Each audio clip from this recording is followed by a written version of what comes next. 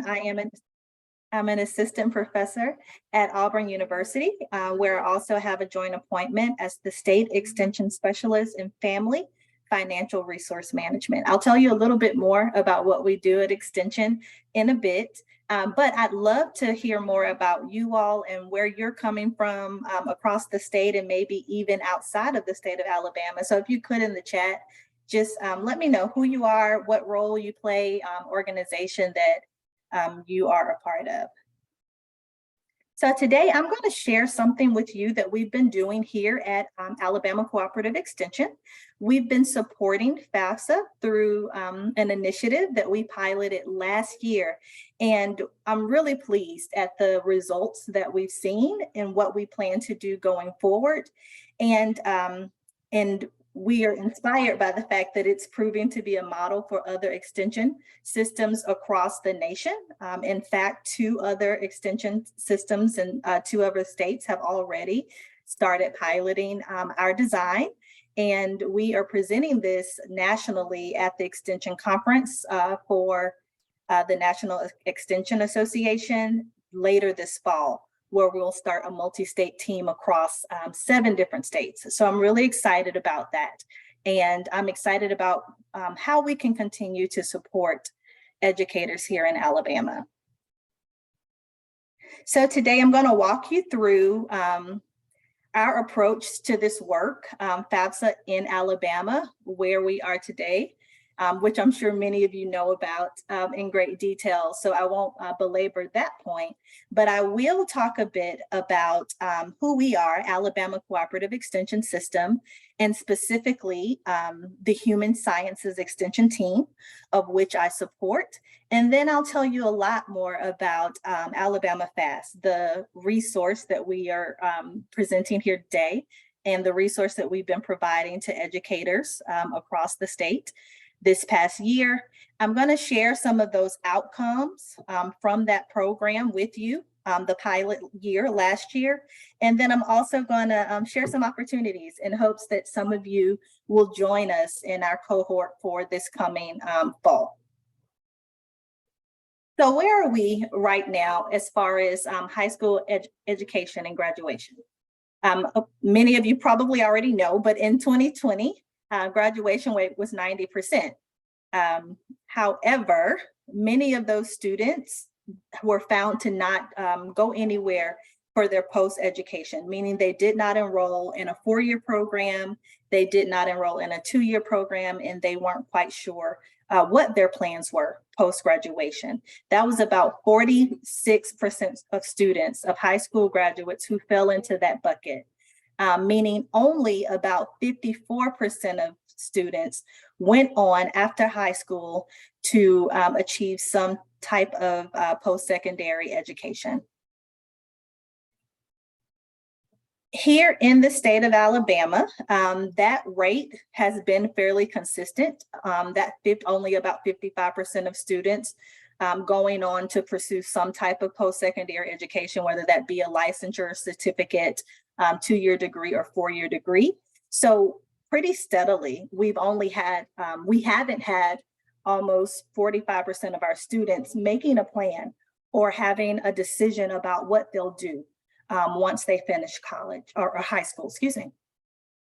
And so most alarming for policymakers is the fact that the decline that's been happening in Alabama is largely taking place in community college attendance.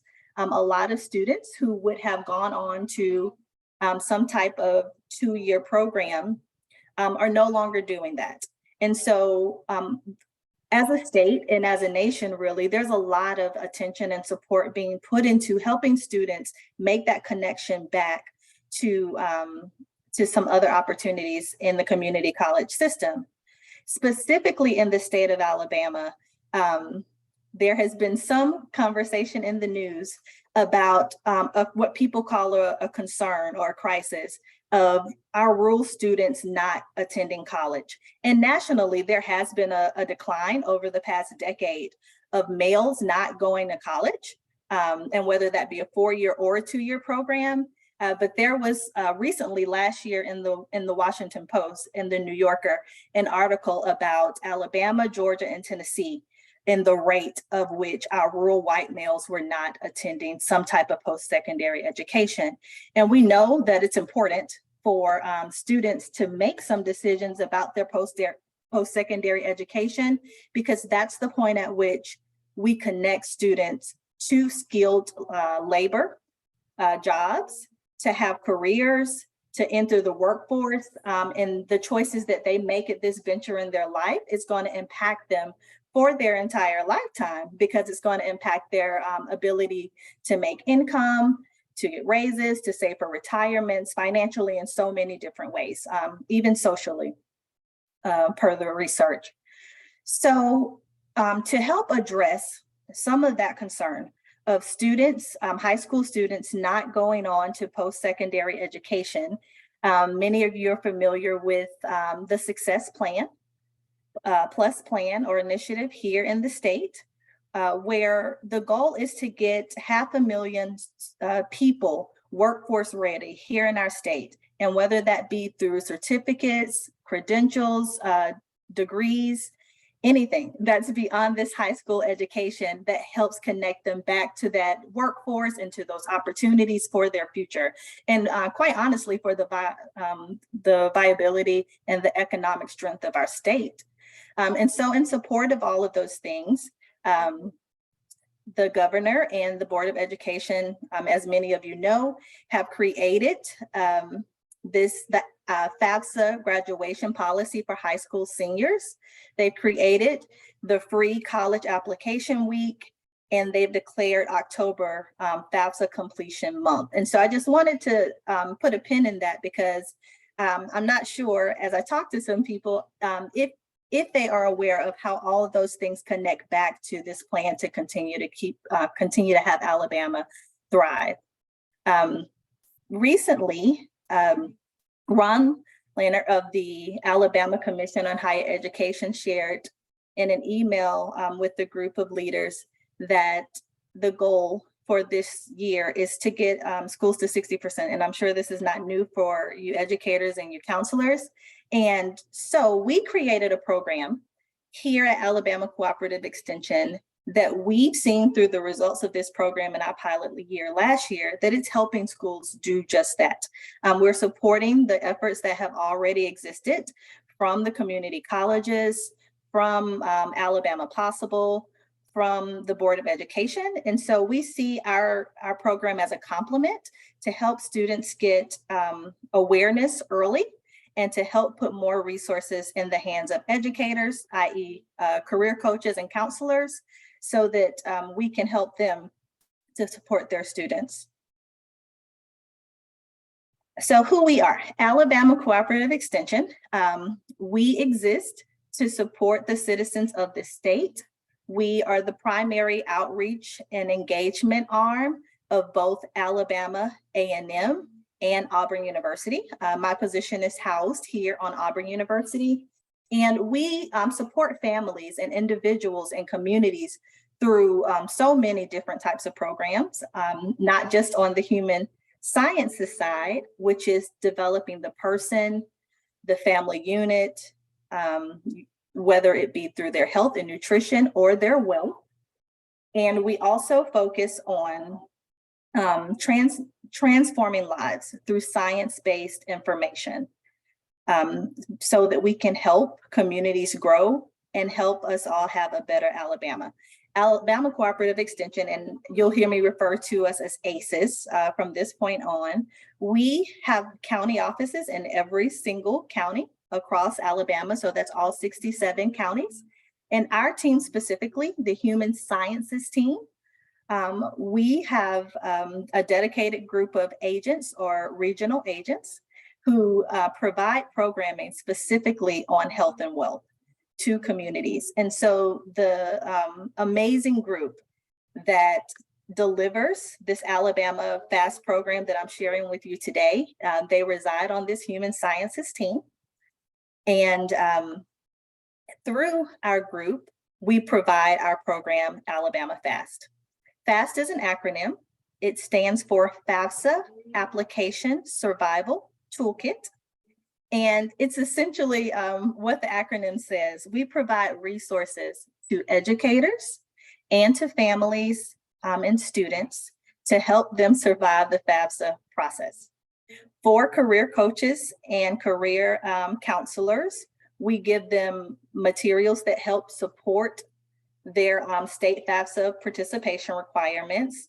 And for students and parents, we give materials that help them, one, raise their awareness about FAFSA early in the year, that empowers them to make an informed choice for their family and equips them to be able to actually complete the FAFSA form.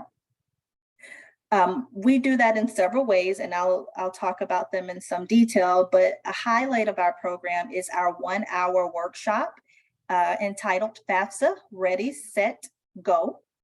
And a new component that I'm going to share today is our social media kit, which we hope to support 50 career coaches with in this coming academic year.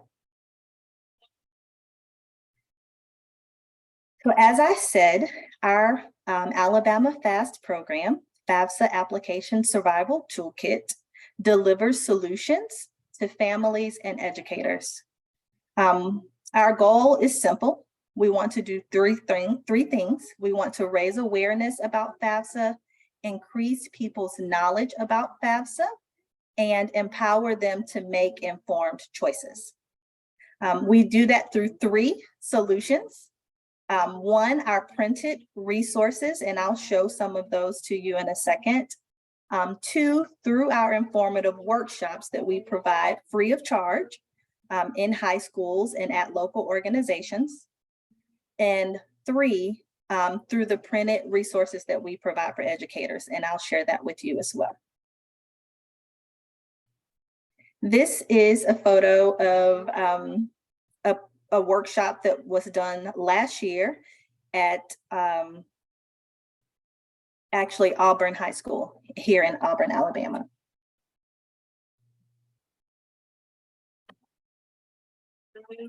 The workshop includes 4 sections that we focus on in that hour.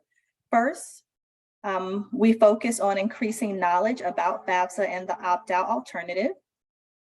2, we help families make informed choices by giving them facts about FAFSA, the timeline, and checklist. We raise students' confidence in their ability to complete FAFSA or the alternative by providing them an advanced copy of that form for that current year. As you know, the FAFSA changed slightly every year, and it's going to, this fall, it'll be fairly similar to past years, but in the coming year with the changes in FAFSA Simplification Act, it will be much simplified and so different in a lot of ways. And we're excited to share that new format with educators and present that to parents in the future. And then lastly, we increase students' preparedness to have those important conversations with their parents so that they can adequately explain FAFSA to their parents with confidence and with accuracy, and so that they can get those forms completed, because as we know, it takes both the parent and the child to complete FAFSA. So we want to help them to feel prepared to have those conversations with their parents. This is another photo of a program. Our agent here, one of our agents standing at the podium, is presenting Alabama FAST to a group of seniors. And I was quite impressed with the amount of students that showed up this day, because we found out this was an optional skip day once we arrived. So I was really impressed with those students for showing up for themselves to learn more about the FAFSA process. So those resources. This is one resource that's a part of Alabama FAST. And this is an interactive tool. It's available on our website for students to click through these yes and no questions. It's also available for download. And we actually walked through this worksheet with the students during our 1-hour workshop. But essentially, it's designed to help students answer the question, should I file FAFSA? FAFSA is complicated in some ways, and eligibility for a FAFSA, there's a good list of things that you need to have or qualify for to be able to be eligible for FAFSA. Among them, to be a citizen or an eligible non-citizen. And what we found in our data this year is that this particular form was extremely helpful for students who were non-citizens. And it was eye-opening in that it helped a lot of non-citizens realize that they were in fact eligible for FAFSA when they thought that they were not. And so in the evaluations that we received from some of the educators this year, they talked about emphasizing this particular form and more resources around this eligibility for their students who were non-citizens. And so in response to that feedback, we've started to develop some Spanish translated materials as well. The second tool I want to show you is our guide for student and families. This is both a printed 16-page book that we provide free of charge when we do a workshop with students in the high school. So we provide this book, a copy each for all of those seniors present. We do that free of charge when we offer the workshop.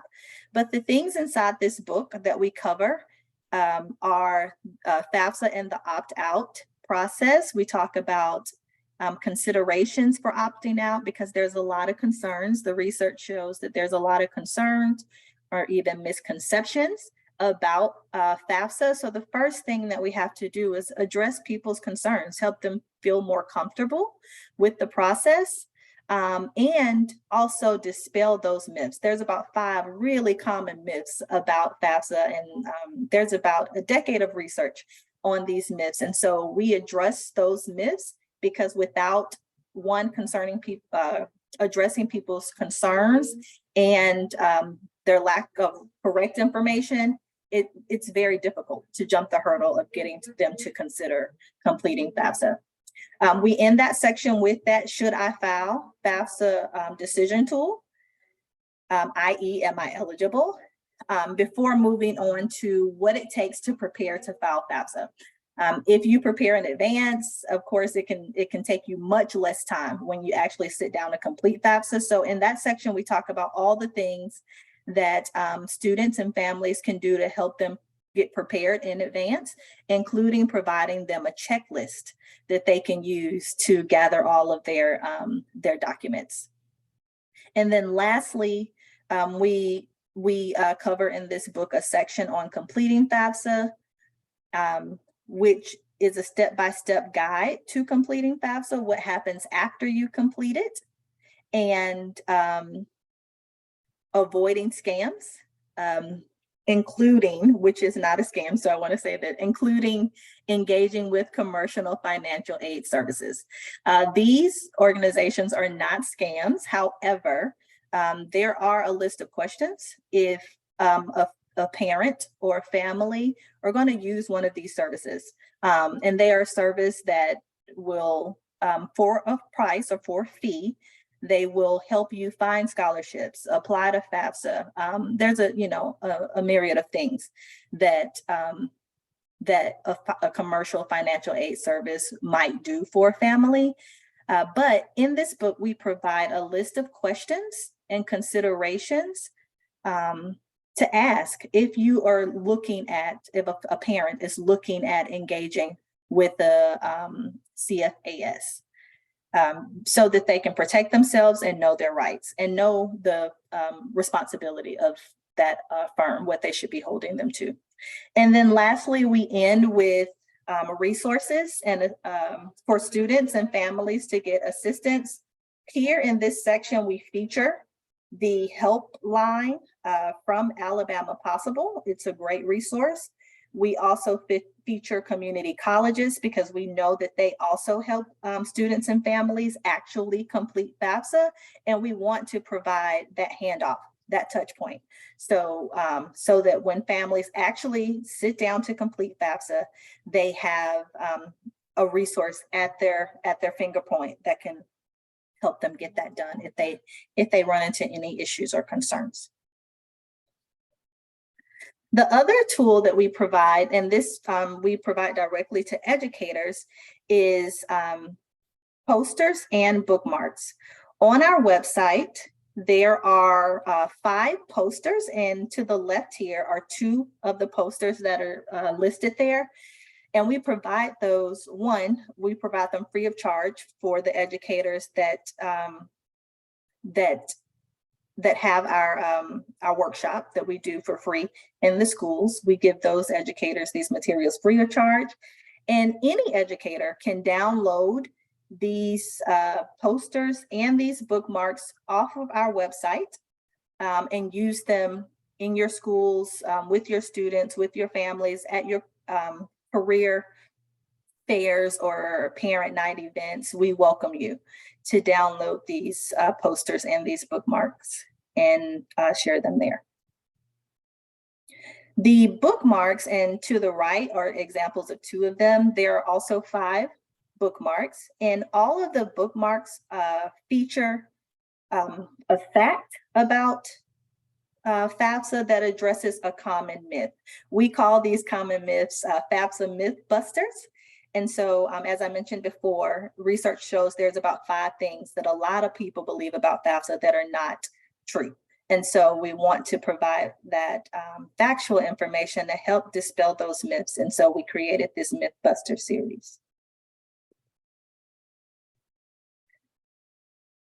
The last thing in the Alabama FAST Toolkit that I want to highlight is something that's new this year, and this is our social media kit.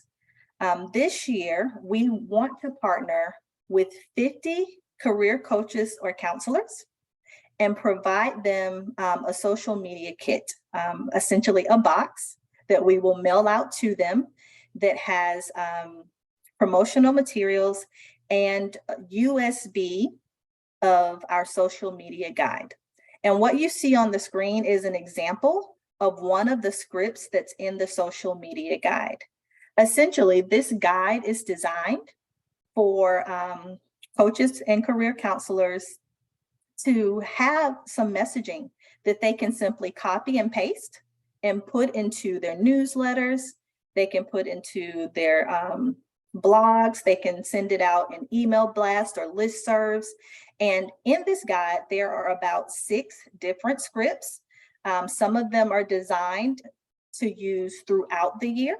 Some of them are designed specifically for particular times of the year. For example, there's one for that celebrates the October FAFSA completion month. There is one that the educators can send out toward the end of the year, specifically to parents or families who have not yet completed FAFSA. And in the kit, there are about 20 different images. There are hashtags, and there are messaging in different lengths, some long for emails and et cetera, and then other short for Twitter, for Facebook, for those other types of social media messaging. So we have some scripts for all different types of social media that's appropriate based on which platform you're using. And we have images that you can copy and paste as well. So everything in this guide will be easy to copy, paste, cut, and change as you need. Lastly, I want to share a little bit about our first year doing this program, which was the summer of this past year, 2022, and fall of 2022. In that time, about 4 months, we partnered with 33 career coaches and counselors. Again, this year in 2023, we would like to increase that number to 50. And through that partnership with those career counselors and coaches at those schools, we were able to deliver our programs to 89 high schools and reach over 10,000 seniors, some juniors. We want to increase the amount of juniors we reach this coming fall. And parents, we gave workshops to parents, and we gave some workshops directly to educators. We reached the demographic of students that we sought to reach. We really wanted to make sure that we have a high amount of male participation in the program. That relates back to the data about the decline in rural male post-secondary education. We also reached, it's not here on the screen, but we reached over 70% of our programming was done in rural areas. So we really did focus on reaching that target demographic.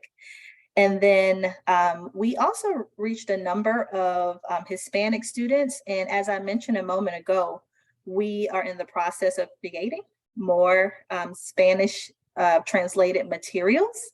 And we will be rolling those out with the fall programming.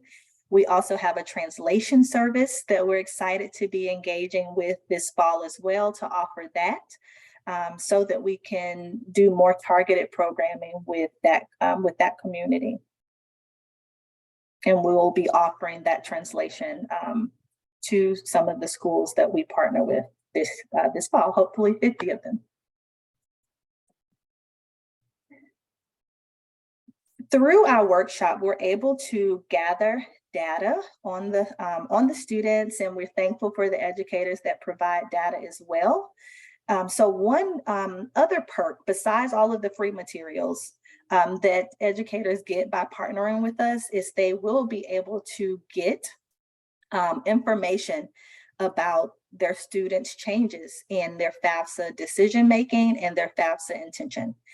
So this year, what we learned from the students pre-workshop is that 22% of them intended to get some type of licensure or associates.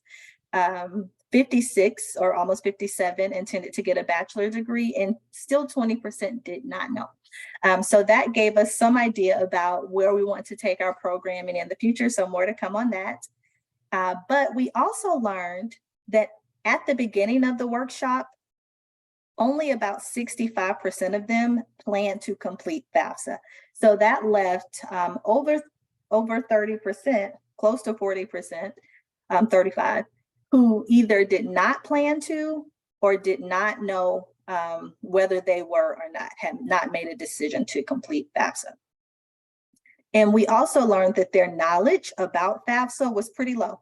On a scale from 1 to 10, they ranged about a 3.7, and their confidence was about a 6. After completing our workshop, directly after completing the workshop, there's some really good results. Their knowledge went up from that 3.5 or so to 7.2. And their confidence also went up about 2 points.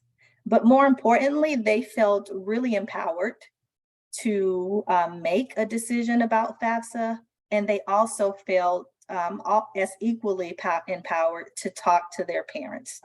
On a scale from 1 to 10, 7.8 is where they felt prepared to talk to parents. And that really makes us excited because, as I said, it takes both the parent and the student to get FAFSA done. And many students experience the barrier of the parent not being prepared or having a desire to complete FAFSA. And then we also saw that number decreased. The number of students who did not intend to complete FAFSA also decreased quite a bit. So the program does what it's intended to do. So here in 2023, starting this fall, we will be back in high schools, back in communities with parents, with nonprofits, delivering our workshop, our 1-hour informational workshop. And we invite educators and counselors to sign up to be one of the 50 schools that we come and provide that workshop in person. Again, those counselors will receive that free in-person workshop in the fall. They will receive the posters, the bookmarks, and the student guides for free. And they'll also be able to have access to the data that we collect next year, specifically for their school. And then we also, and they don't have to be the same 50, but we also encourage educators and welcome educators to be a part of our cohort for the social media box. And we'll be sending those boxes out in closer to August this year, late July, early August. For educators who cannot or do not participate in the workshop in person, you can still go online and download our resources.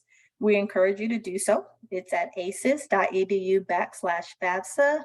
We also very strongly encourage you to promote the decision tool on your portals and your communications with students and families throughout the year, to promote that Should I File FAFSA tool, to promote, to download those posters and those bookmarks, to download those student and family guides and upload them in your portals for families, and to use those fact sheets as well.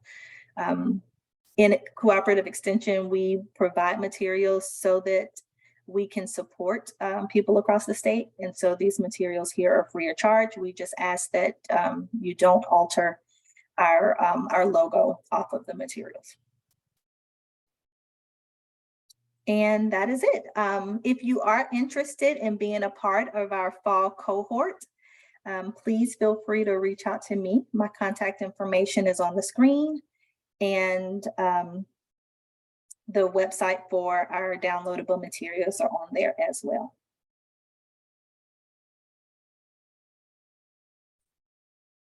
Thank you so much. Oh, sorry. Oh, no, you go ahead. You're fine. I was just going to say, just thank you so much for the presentation. And we want to open it up if anyone has any questions. We did have one that was, how do schools sign up, which I know you just said. But if you wouldn't mind repeating how folks can sign up. Absolutely.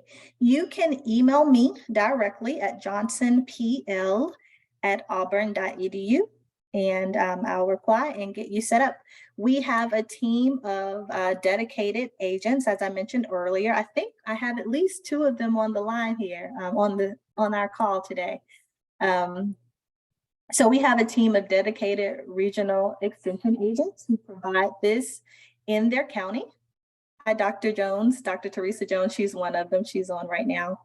And once you email me, I'll get you directly set up with the regional agent that services your area, and they are amazing, and they will get you on their schedule.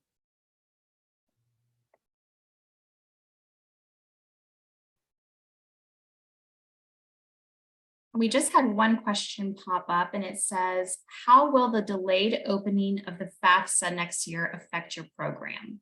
Good question. We don't anticipate it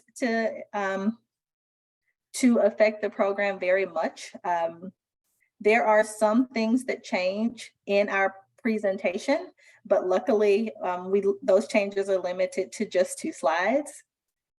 So we're adjusting that material as well, and we're already preparing for the more in-depth changes that have to happen for the FAFSA Simplification Act the following year. And I think we got another one. Do you ever hold the workshop virtually? That's a great question. So we have not been holding it virtually for high schools. because we wanted to be able to, one, to get the data that we needed to make the program better, and that generally has been going better in person. But we're open to virtual programming this fall. And then another question is, does your team, so it says, is the workshop only for students, or do you also present to parents? Yes, we present a version of the workshop to parents. We have supplemental information that's more targeted at parents. For example, the information about engaging with those commercial financial aid services. And we focus highly on the checklist in the parent workshop. So it's essentially the same skeleton, but we have different slides that we pull in for parents that are important to them.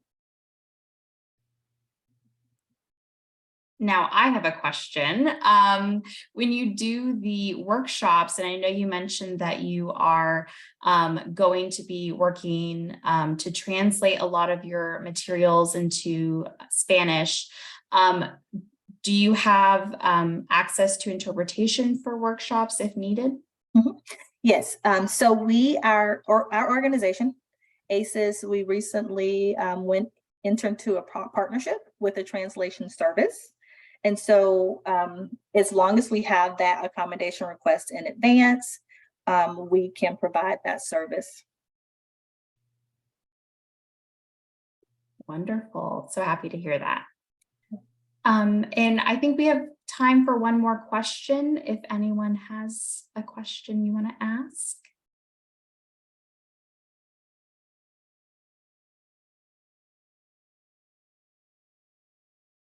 All right.